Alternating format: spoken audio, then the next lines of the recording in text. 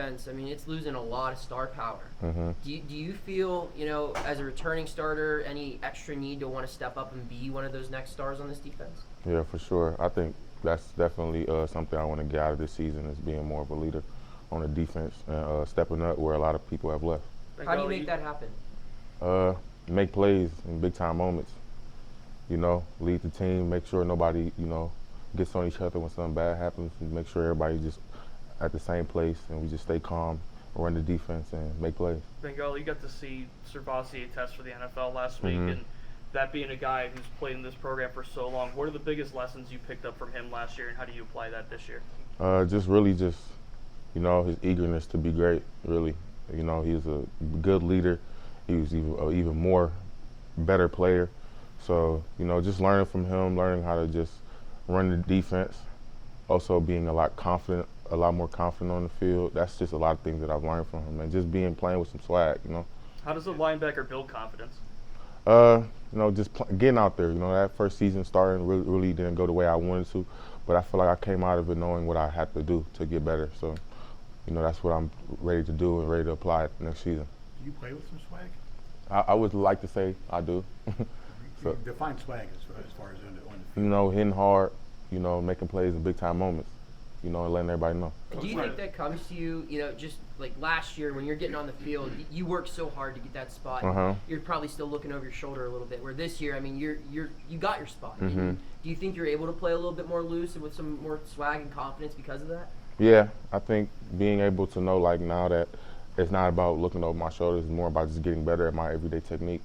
And that's helped me a lot during this season, not really rushing the process as much as I thought I was doing in the summer and the spring, waiting to get to that first game. Now I'm just taking it day by day, making sure every day I'm getting 1% better. Coach Narduzzi talked about, during the scrimmage, he was like, man, okay, Bangally, we see you. And then he saw in the film room, he's like, wait, what are you doing here? What are some of the things he was pointing out to you, and how did you take his coaching of how you've practiced so far?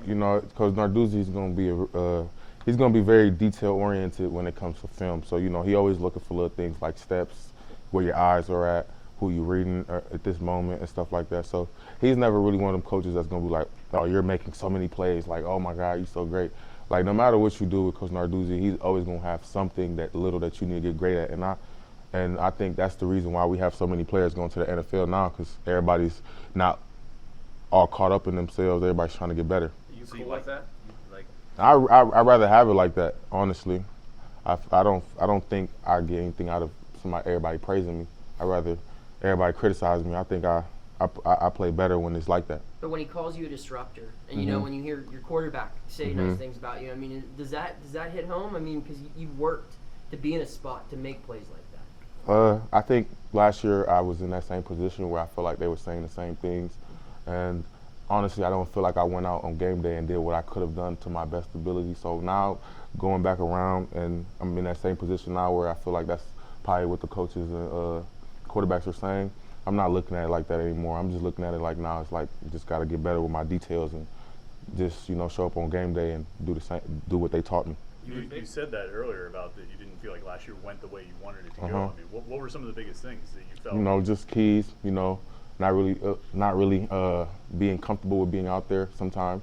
It's my first year starting, but throughout the weeks, everything just gradually grew, and I feel like with how the UCLA game turned out, gave me a little bit more confidence into my play a little bit, and now just going into the off season and trying to cut out all the little mistakes, and now week by week, hopefully, starting off the season, we're 100 times better. You and Solomon kind of came up together. Last year when we were talking to you guys in training camp, you're both like, man, it's our time. We've done a lot of special teams. Now we're ready. How do you feel he's grown with you as far as part of this linebacker group, and who pushes you the most as far as on this team? Man, Solomon. Let me touch Solomon. Solomon, we like brothers for really. We talk about everything since we got here, man. I'm very happy where Solomon is at right now to getting himself in that position to play a lot of plays. I feel like Solomon is going to be one of the players, man. As you guys can see it, man. Guy's built really. He's like a monster out there, man. So I know that he's going to be a monster out in the field this year, and I want you guys to watch out for that. And with who's pushing me on the field, man, me and my guy Dayon, me and Dayon, we with each other every day. We always talk about we want to be like Voss and Koo. on the D-line and linebacker. You know, we want to be the greats. And we always talk about it, man. We challenge each other in practice. Who's going to get the most sacks? Who's going to get the most TFLs? I feel like that's one of them guys that, you know, I'm always with, and we always challenge each other to be better.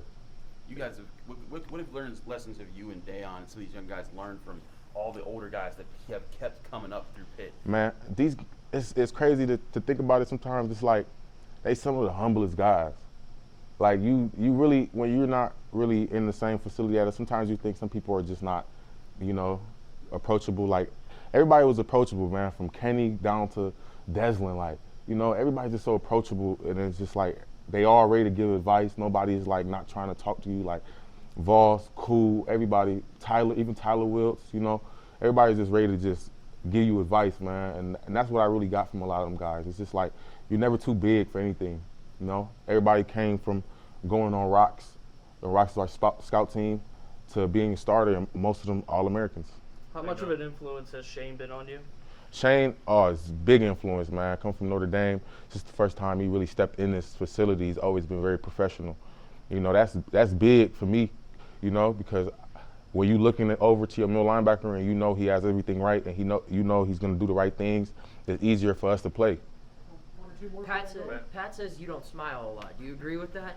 No, I smile like when I get to know people, but I don't really smile when like people I don't really know people. But nah, when I'm around my friends, we goofy. We gonna play around. So how many interviews do we need to do for you to start smiling in front of us?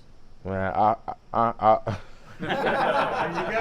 you know, I like interviews, but No, I rather get interviews after good games, man. When we dominate an opponent, you know.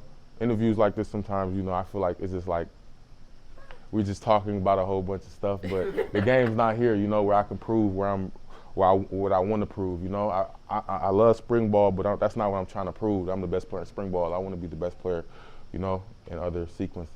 Bangally, you mentioned those disruptive plays. Do they happen because you're at the right place and that happens that way, or do you go out hunting those type of plays? You know, with our defense, we're hunters on this defense. You know, regardless if it's the right play or you go make it, we're always looking to see the ball and go get the ball.